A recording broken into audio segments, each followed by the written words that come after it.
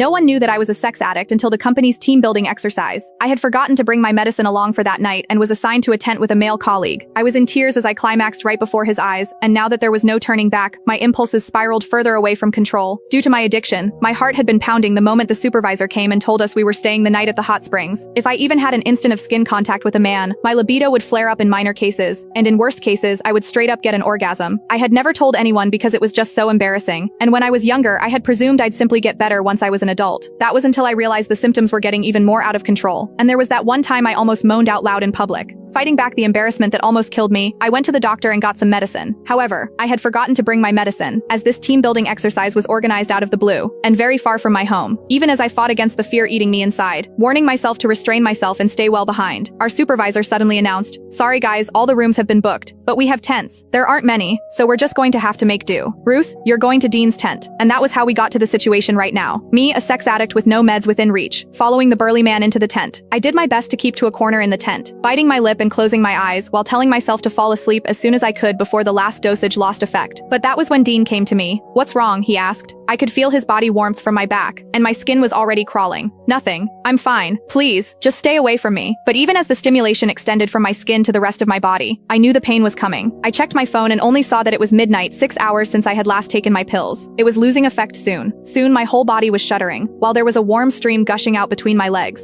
I kept my head buried between my legs and did my best not to look at Dean. People would mock me for being a skank if they noticed my condition, and I couldn't bear to stay in the company at that point. Meanwhile, Miles Hendricks, the other colleague in the tent, was already snoring out loud. I kept clenching my knuckles, my own nails digging into my palm. The pain calmed me somewhat, and I told Dean, "Sorry, I'm not distancing myself. I'm just not feeling well." Never could I have expected Dean to move toward me without another word, reaching out with his large warm palm and pressing it over my forehead. Even as he held his palm steady, I found myself staring at his chest and nothing else. I could also see that distinct collarbone and chiseled chest under his shirt. I seemed to tighten at the very next second, and orgasmed amid my embarrassment, and the ensuing moan could barely be stifled. Worst of all, I was trembling even worse after I orgasmed, and Dean could clearly feel me shaking. "That's strange. Why are you so flushed? You don't even have a fever," he murmured, not giving up feeling my forehead and cheeks just then. I trembled even more and turned my face away, but it was the back of the tent right behind me. Having nowhere else to go, I clenched my jaw so I wouldn't moan again, even as I decided I couldn't stay in this sealed room when all I could smell was Dean. He wasn't a smoker, so his faint soapy and hormonal scent was especially recognizable. I could feel all the pores around my opening, as the orgasm left me painfully sensitive to everything. In the heat of the moment, I pushed Dean away and sent him stumbling backward, while I scrambled to crawl out of my tent, not caring that my skirt was short, exposing my wet panties right in front of his eyes. He promptly turned away to stop himself from staring, but he was no brat either. Seemingly struck with a thought, he followed me, even as I lost control over my body. The fire in my loins was ablaze, and I had never felt libido this violent. All I could think about was Dean's collarbone